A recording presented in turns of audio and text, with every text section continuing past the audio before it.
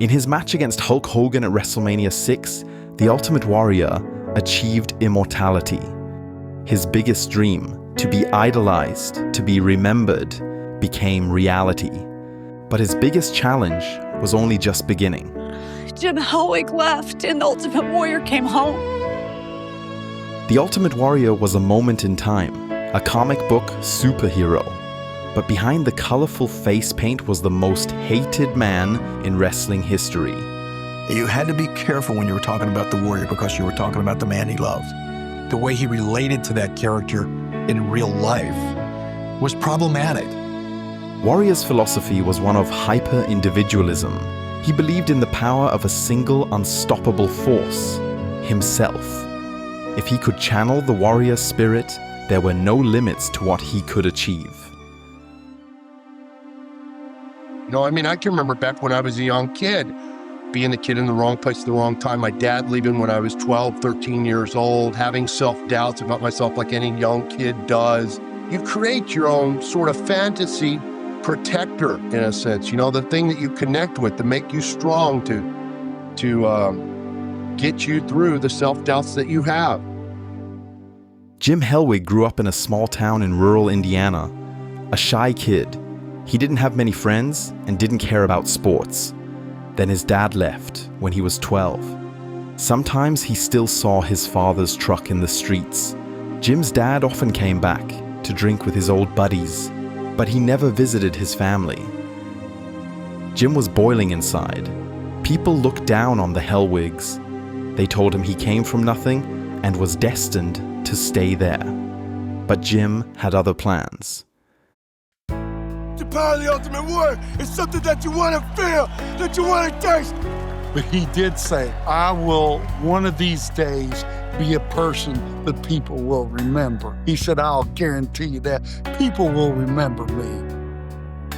In the absence of his father, Jim developed a mindset that gave him the capacity to overcome adversity and reach any goal he set for himself. The warrior spirit, a strong protector, a friend who told him he had a destiny to fulfill. Jim started bulking up. The scrawny little kid became a bodybuilder. Arnold Schwarzenegger was his idol. He was just massive, absolutely massive. In a Texas strip club, Jim met an exotic dancer that would later become his wife. He had dreams, he had an intensity, and there was absolutely nothing that was going to stop him from becoming something.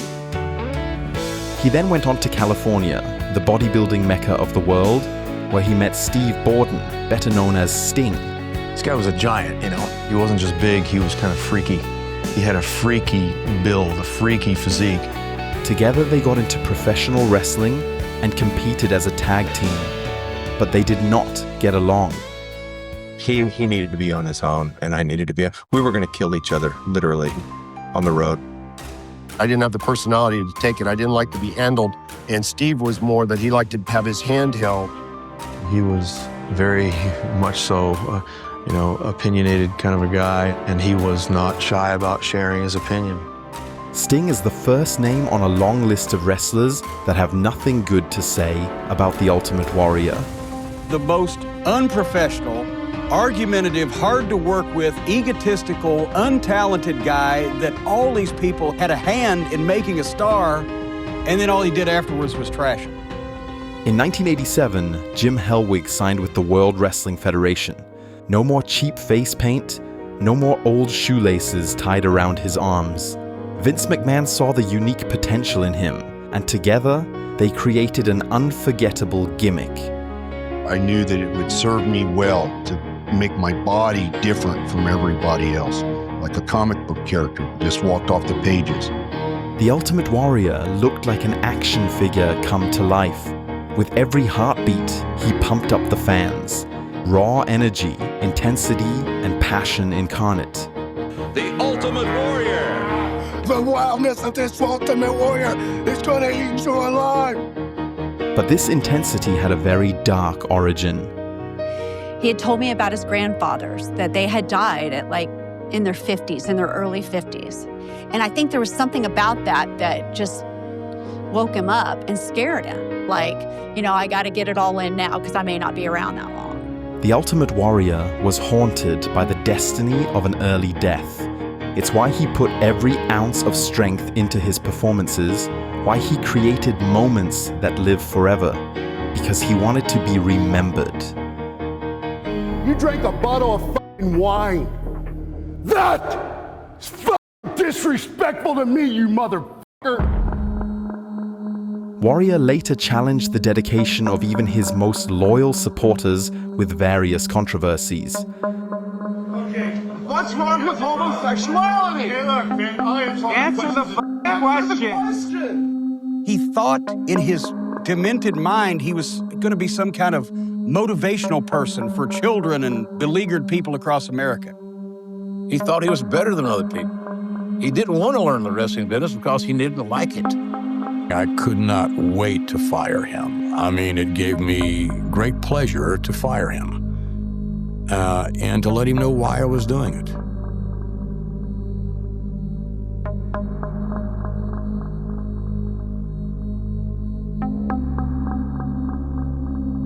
Excitement, energy, pressure. The Sky Dome is rumbling in anticipation of the biggest Wrestlemania main event possible. Ultimate Warrior, I'm gonna ask you, do you want to live forever? It was the biggest night of Jim Hellwig's career. Tonight he would cease to be Jim Hellwig and become the Ultimate Warrior.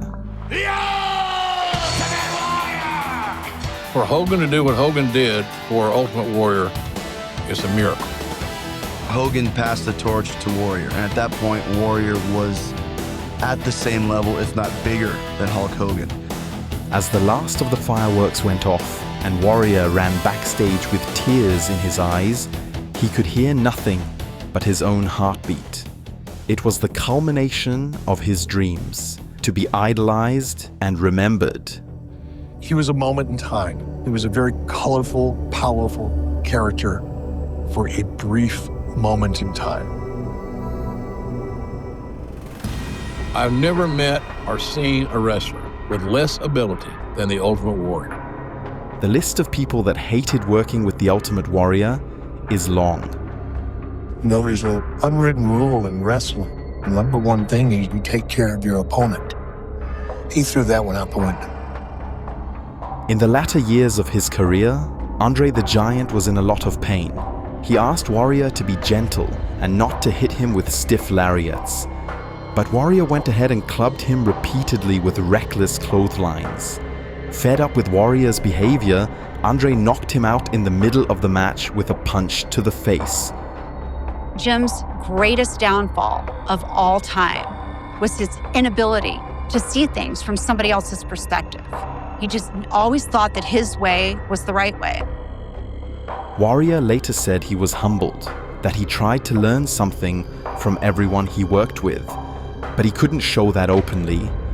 On Dark Side of the Ring, his ex-wife Sherry reveals a side of him that his colleagues didn't get to see. He was a human being. I mean, he had insecurities. You know, he would come home and I would see the sadness and the insecurity and the self-doubt. He cried, he got frustrated. He wanted to be the best. He put a lot of pressure on himself to be the best. The Ultimate Warrior was a loner. He didn't hang out with other wrestlers much. He had his own private dressing room and preferred to keep to himself.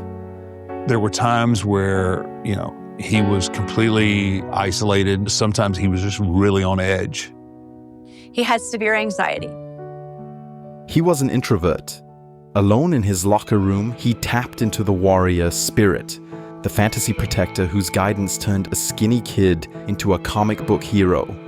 Children across America were wearing his t-shirts and playing with their Ultimate Warrior action figures.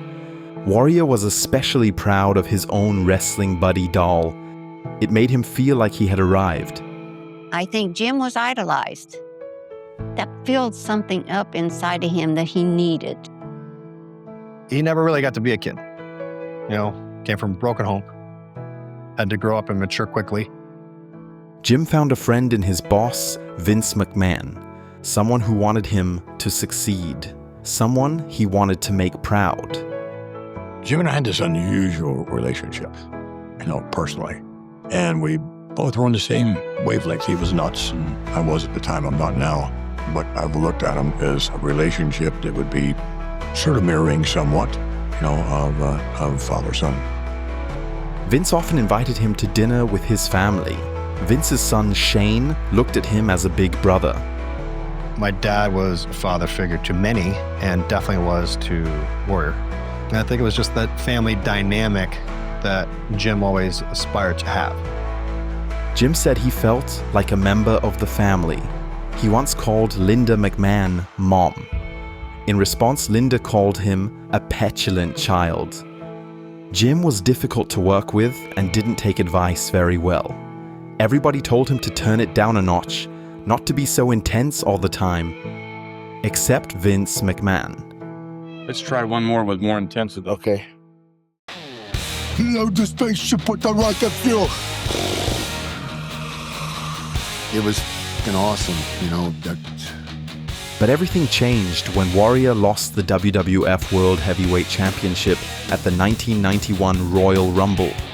He wasn't as versatile in the ring as he needed to be, and his stamina wasn't good enough. As champion, he couldn't squash his opponents in 3 minutes.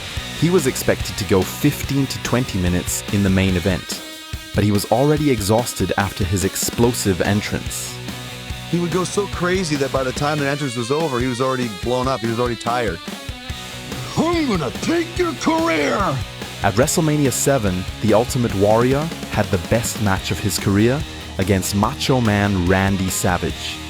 This time, he didn't sprint to the ring and instead conserved his energy in preparation for a long match. Randy Savage is really a detail freak, and Randy Savage makes sure that everything was impeccable, and he strategically mapped out every situation.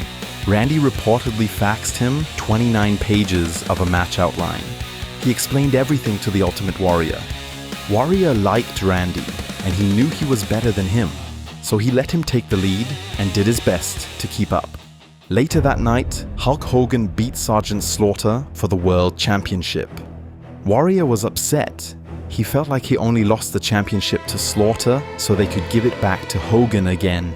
He wanted a rematch against Hogan, but Vince didn't like the idea, so he sunk to the mid-card, feeling let down and disappointed by the closest thing to a father that he had ever had.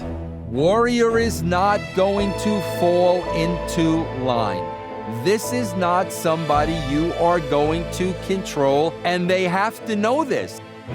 On July 10th, 1991, Jim Hellwig sent a letter to Vince McMahon, demanding that he get the same money as Hulk Hogan and the same merchandising deal, or he was not going to be there for the main event of SummerSlam. Ultimate Warrior basically came to me and figuratively put a gun to my head and said, hey, I'm not going to go out and perform unless you pay me X number of dollars. And that's so unprofessional. You just don't do that. Shortly before SummerSlam, 2 other controversies unfolded.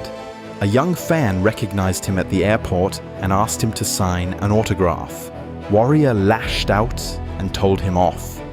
The kid's father was a TV station manager with important ties to the WWF, so Vince McMahon forced the Ultimate Warrior to film an apology video. I understand that there comes times in everyone's life when they may regret certain things that they should. The Warrior claims he did nothing wrong. It was an incredibly stressful time for him. In just under a month, he would have everything that Hulk Hogan had, and if Vince didn't give him $550,000 up front, he would no-show SummerSlam. He thought he was better than other people. He didn't want to learn the wrestling business because he didn't like it. The Ultimate Warrior wanted to surpass Hulk Hogan in every way possible, but the only thing he managed to achieve was surpassing him as the most disliked wrestler in the backstage area. After SummerSlam, Warrior was supposed to have a high-profile feud with Jake the Snake Roberts. One time, Jake came to see him in his dressing room to talk about those plans. So I came in and he got right in my face and said, let me tell you something. I don't care anything about your family. I don't care anything about you. I don't care anything about wrestling. I just want to do my shit. I walked out and I was in shock. And this jackass to come to me like that was like pissing in my mouth. Come SummerSlam, Vince paid the money, and Warrior competed in the match. Backstage, people were furious at the disrespect that Warrior showed for the wrestling business and at the fact that Vince let him get away with it. It's just so hard and so disappointing when you take your guys that are loyal to this business and you sacrifice them and they help somebody and you spend valuable TV time. And So as soon as he came out of the ring, I could not wait to fire him. I mean, it gave me great pleasure to fire him and to let him know why I was doing it. Vince did not let him get away with it. In the suspension letter, he wrote the words, "You have become a legend in your own mind." And that hit him right where it hurt, because it was true. Warrior's suspension meant that the feud between him and Jake Roberts never came to be. To say that I wanted to kill that son of a bitch would be putting it lightly. Warrior was ready to resign, but WWF held him hostage by refusing to terminate his contract. Technically, he never left the company until his 1992 return. It's the Ultimate Warrior! It is! The Ultimate Warrior! The crowd reaction was great, but the fans could tell something was off. And he had like this singlet with muscles painted on it, which was ludicrous because it still was really big. So a lot of people thought like it was a different Ultimate Warrior. Like the original Ultimate Warrior died, and they got this guy to replace him. Like the popular conspiracy theory about Paul McCartney of the Beatles, some fans thought WWF was trying to replace the Ultimate Warrior with someone else, perhaps someone less difficult to work with. WCW later ripped off the Ultimate Warrior gimmick with a wrestler called Renegade. The experiment failed miserably. The Ultimate Warrior was still popular with fans 2 years after his big moment in the Sky Dome, but the magic of his first run could not be replicated. Defying all odds, he was even more unpopular among his colleagues now, and that got to him. He started taking more and more drugs. Every time he takes a drug test, he has to list the kinds of medications that he's taking already. By the time we get to late October, he's taking multiple medicines for anxiety, for depression, for insomnia. In November 1992, during the fallout of the steroid trials against the WWF, Warrior failed a drug test and was subsequently released. He believed he was used as a scapegoat to improve the company's public image. He then decided to establish himself outside the wrestling world and changed his legal name to Warrior. I started using my character that I spent all those years developing, creating an entrepreneurial project. He came up with the idea of an Ultimate Warrior comic book series, set in a galaxy where he fights supernatural adversaries on his spiritual journey through the terrain of Testament. It was his unique way of making sense of his purpose in life, his destiny, and inspiring others to do the same. His goal was to create one warrior nation, teaching young people to harness their inner strength and pursue their own warrior path, always driven by the belief that while the body may eventually fail, the spirit endures. Ultimate Warrior always represented like a true-to-life superhero comic book character. So I wrote the story around this graphically created Ultimate Warrior comic book character. But the Ultimate Warrior face paint, likenesses, and merchandise were trademarked by the WWF, so he was forced to return to the company in order to market this new universe. That's a living cartoon character. It's coming to life. It comes to your hometown.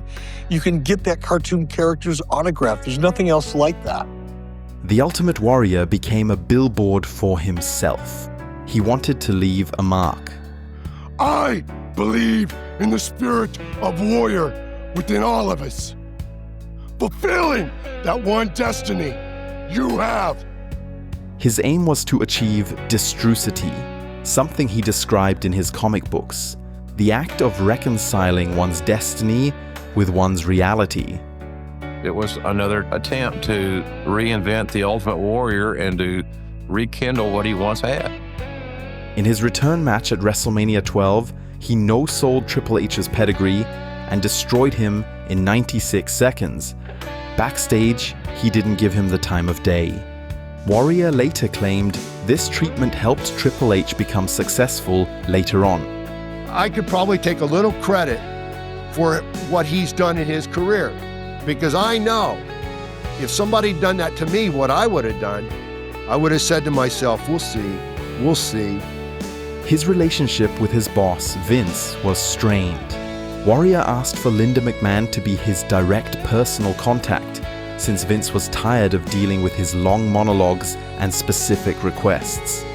When the Ultimate Warrior was world champion in 1990, he had his own private dressing room, a privilege afforded only to the absolute top stars of the company, like Andre the Giant and Macho Man Randy Savage. But in his 1996 run, Vince didn't grant him that privilege. So he found himself a small back room or utility closet where he would go to dress alone. This is according to The Undertaker, who recently shared on his podcast that he sent other wrestlers to find and join Warrior in his improvised dressing room to have some fun at his expense. Only 3 months into his final WWF run, the Ultimate Warrior was fired. Again. The reason? He repeatedly no-showed live events where he was advertised. Jim missed several dates, as I recall, just refused to show up, which is the single biggest no-no you can do in our business. You cannot refuse to show up when you've been advertised. But there was more to the story. Warrior missed every house show after a certain date, the date of his father's passing. He died in his 50s. Those who forget history have a tendency to repeat it. Jim Hellwig had been estranged from his father.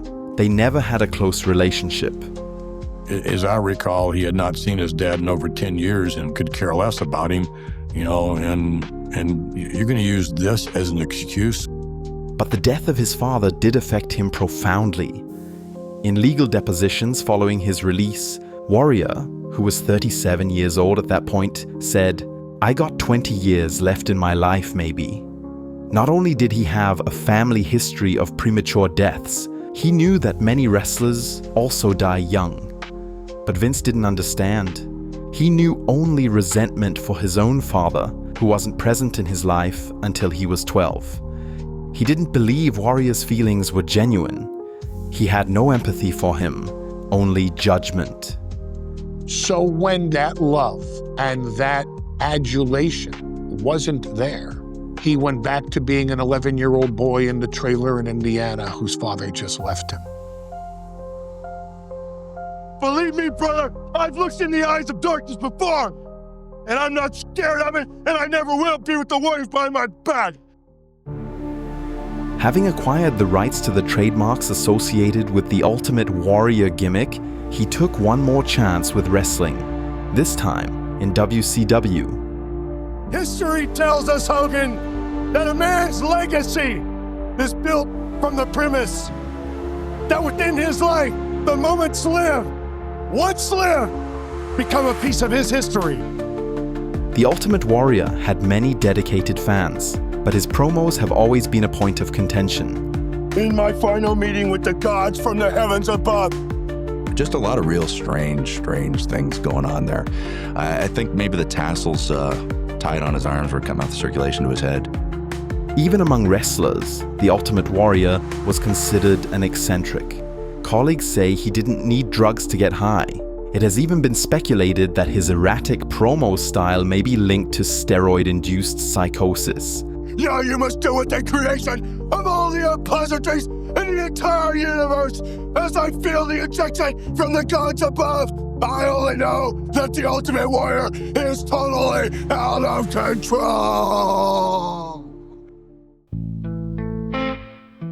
The virtue of justice unties my hands so that I can continue to fulfill a destiny beckoning the next superhero. Instead of joining the NWO, Warrior took the path of the loner, OWN, One Warrior Nation. a broader branding concept that later included motivational seminars and fitness coaching. Many fans were inspired, but he didn't achieve the mainstream success that he had envisioned. Then again, Warrior was never a mainstream guy. In October 1998, he left wrestling behind, knowing that his destiny laid beyond this stage of his life. Overall, he was content with the legacy he left in the business. He ran a gym in Scottsdale, Arizona, remarried, and had kids. His first marriage had fallen apart because of multiple infidelities on Warrior's part. One day in 1990, Shari had found her husband's day planner with a different town and a different woman's name on almost every page. But the Ultimate Warrior did not repeat his mistakes. He learned from them and was able to change. He later apologized sincerely to his ex-wife. And he stood in front of me and he took my hands. He said, "I want to thank you for all these years. I'm so sorry for all the pain that I've ever caused you. And I wish I could have been a faithful husband." And just the fact that he acknowledged that meant a lot to me. And that conversation ended our relationship. Jim Hellwig broke the cycle of intergenerational trauma. He was a good father, even though he himself never had a dad. He started painting, self-studied history and literature, and became interested in motivational speaking. He said a big reason that he felt this calling was his disappointment in Vince McMahon. He wanted to teach people how to be better than all the bad role models he had seen in his life. In 2005, he spoke at the University of Connecticut. It was the moment that every fan fears when their idol reveals himself to be anything but a role model. That the bum is as legitimate as the businessman? That homosexuality? You don't have no orgasm on me, honey. Okay, what's wrong with homosexuality? Hey, look, man, I am talking. Answer the question. Thought he was going to be a motivational speaker and a coach. He was actually a far right-wing nutcase who hated gay people. Jim called his wife immediately after the speech and told her about the disaster. I was really disappointed. And I let him know that. Jim Hellwig went to the beat of his own drum. Whatever that beat was telling him, whether it was good for him or detrimental to him, he went and walked to the beat of his own drum. As soon as WWE heard about the controversy, they started producing a 94-minute hit piece DVD titled The Self-Destruction of the Ultimate Warrior. He watched that DVD and that broke a part of my husband that I was never able to fix. Wrestlers, announcers, and backstage personalities attacked his legacy. They destroyed his image of a career he was content with and dragged him through the mud. They just started criticizing me for no reason. Warrior felt that he didn't deserve this treatment. He thought he was always respectful, but his colleagues begged to differ. Our personally kind of standoffish and very, very hard to deal with. Very hard to get along with, impossible to talk to. And then he was a complete jerk in the ring. Here was the most unprofessional, argumentative, hard to work with, egotistical, untalented guy that all these people had a hand in making a star, and then all he did afterwards was trash him. Over the years, Warrior criticized many wrestlers, with only 3 notable exceptions: Shawn Michaels, Randy Savage, and the Dynamite Kid. He berated part-time wrestlers on a Legends contract for still getting into the ring when they are too old to do so. He lashed out against wrestlers struggling with substance abuse disorders, calling them weak and immature. But his hateful comments didn't stop there. He desecrated victims of Hurricane Katrina, many of whom were black people living in poverty. He compared black kids to rhesus monkeys and questioned the value of the civil rights movement. Someone's got to set the record straight. Someone capable. Someone wise enough to do it. If there is one thing that connects all these statements, it's a lack of empathy. He was hurt. So he passed the pain on, judging others the way he was judged, excluding others the way he was excluded. Those that were weak or different, those who couldn't protect themselves, because they did not live up to the standards he set for himself. Jim's greatest downfall was his inability to see things from somebody else's perspective. He just always thought that his way was the right way. Ultimate Warrior as an identity. It represents more, on a fundamental level, something or somebody that's willing to stand up and fight for what they believe in, even if they die doing so.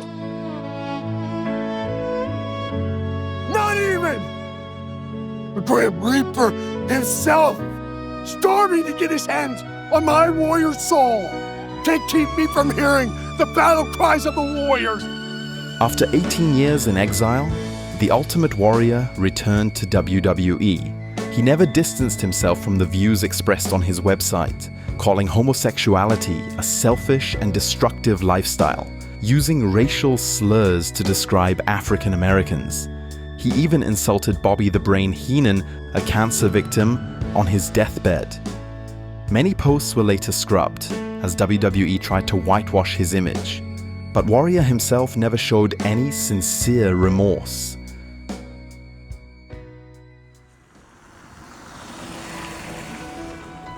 You know, I have a lot of emotion about coming back.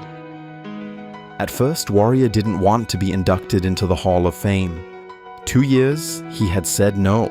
He didn't trust Vince. Their relationship was tainted by a lasting disrespect, and Warrior was still hurt by the 2005 DVD. You know, it was purposeful that they put the DVD out. It hurt my feelings a lot, man. It hurt me that they did that. When he arrived at the arena for his Hall of Fame induction, Warrior took a deep breath. Walking the backstage corridors, there were scowls and turned backs at every corner. Many people thought there was nobody more undeserving of being in the Hall of Fame. At the very top of that list, one of his worst enemies, Jake the Snake Roberts. I mean, he's a liar, he's a lech, he's a loser, and there's not much more to say. When the Ultimate Warrior's selfishness got him fired in 1991, Jake Roberts lost the opportunity of a lifetime. I carried that anger for years. Jake couldn't wait to confront the Warrior and punch him out. But when he finally got his hands on him, things didn't go as he expected. Put his hands up, hands, please. Just let me do this. I need to apologize to you and your family. That's who I was then, but that wasn't me. Just know that I'm sorry. Another lesson in life, man. That's what I got. A lesson. The Warrior finally made peace. He also reconciled his differences with Hulk Hogan after decades of animosity. I'm sorry for all the bad stuff that's happened and stuff, man. It's all good, brother. So just, you know, and you're right. The tape never should have been made. This was his moment to set aside the hurt, the ego, the pride, all of the things that had kept him estranged. In his speech, Warrior said that wrestling taught him what he needed to succeed in life. He was grateful to Vince for allowing him to explore the Ultimate Warrior character and to go as far off the rails with it as he liked. Vince said this Hall of Fame weekend was the only time Warrior seemed to really be at peace with himself. WWE gave him the opportunity to reclaim his legacy, which lifted a huge weight off of him. He got to experience one more time the impact he had on his fans. As a motivational force, a live-action figure, a comic book hero for the children of the 90s. That you were caught up in something that was positive and inspiring, that you talked about being a hero in your life, that you could live a heroic life. You talked about that you had a destiny to fulfill, like Ultimate Warrior used to talk about. That your life mattered. 2 days after his Hall of Fame induction, the Ultimate Warrior made one last appearance on Raw. Every man's heart one day beats its final beat. His lungs breathe their final breath. And if what that man did in his life makes the blood pulse through the body of others. It makes them believe deeper in something than larger than life. Then his essence, his spirit, will be immortalized. Warrior didn't look healthy that night. Like he had really got fatigued or hadn't been able to sleep or something was off. Tragically, the Ultimate Warrior fulfilled his destiny. Somewhere around 12 hours after that final Monday Night Raw appearance, he was leaving his hotel room, walking to the car the next morning, had a heart attack and died.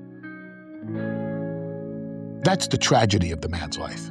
When he finally found the love that he couldn't find as a child, and he had nothing left to hate, that's when his heart gave up. 1 year after his death, WWE presented the Warrior Award to honor those who demonstrate exceptional strength, courage, and compassion. Although compassion was not a trait associated with the Ultimate Warrior, WWE had signed Warrior in an ambassador role shortly before his death. He was going to promote philanthropic efforts throughout the world, even though he didn't subscribe to the principle of collaboration and lacked cultural sensitivity. His controversial blog was taken down. His YouTube channel is now controlled by WWE. Their attempts at revising Warrior's history have been widely criticized. But the Ultimate Warrior did experience some manner of redemption. Mentoring and inspiring the young creative people of today's generation to do the work it takes to make a masterpiece of their own light. One warrior nation is a concept for the next generation. The warrior generation. When his father left his family when he was 12, Jim Hellwig felt that the whole town looked down on them. It put a chip on his shoulder to take on the world and show them what he's capable of. One day, he talked to the school counselor. She told him to get a job at the local factory.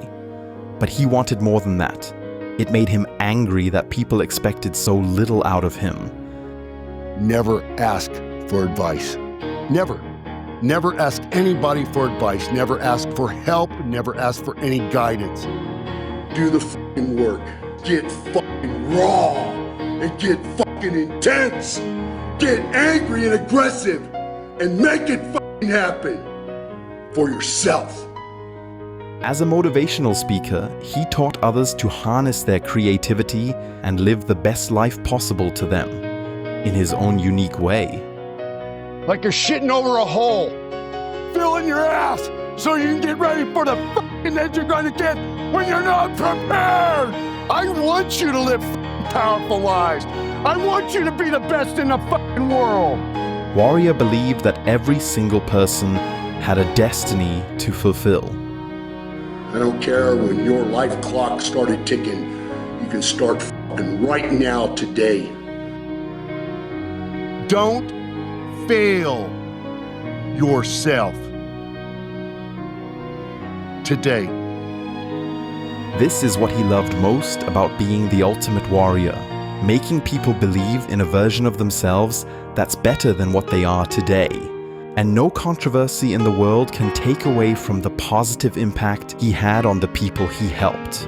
I think when my husband was finally ready to be inducted in the Hall of Fame, he was becoming somebody that was actually worthy of that honor in his own mind, but also for the fans. I'll always remember Warrior as one of the most exciting characters in WWE history. And I think he was a little bit underrated as an actual wrestler as well. I think it's pretty incredible to imagine he only had 5 years in the business. He was just on fire all the time. You couldn't help but be inspired by his energy. Like it or not, everybody always remembers the Ultimate Warrior. Always believe. The most awesome thing I will ever do is be your father. In the end, Jim Hellwig realized that it was never in his own power to become a legend. He owed it to Vince, to Hogan, to Andre, and to the fans. His legacy may be complicated, but if the controversies around him teach us one thing, it's that it's better to err on the side of grace than on the side of severity. I am Ultimate Warrior. You are the Ultimate Warrior fans. And the spirit of Ultimate Warrior will run forever.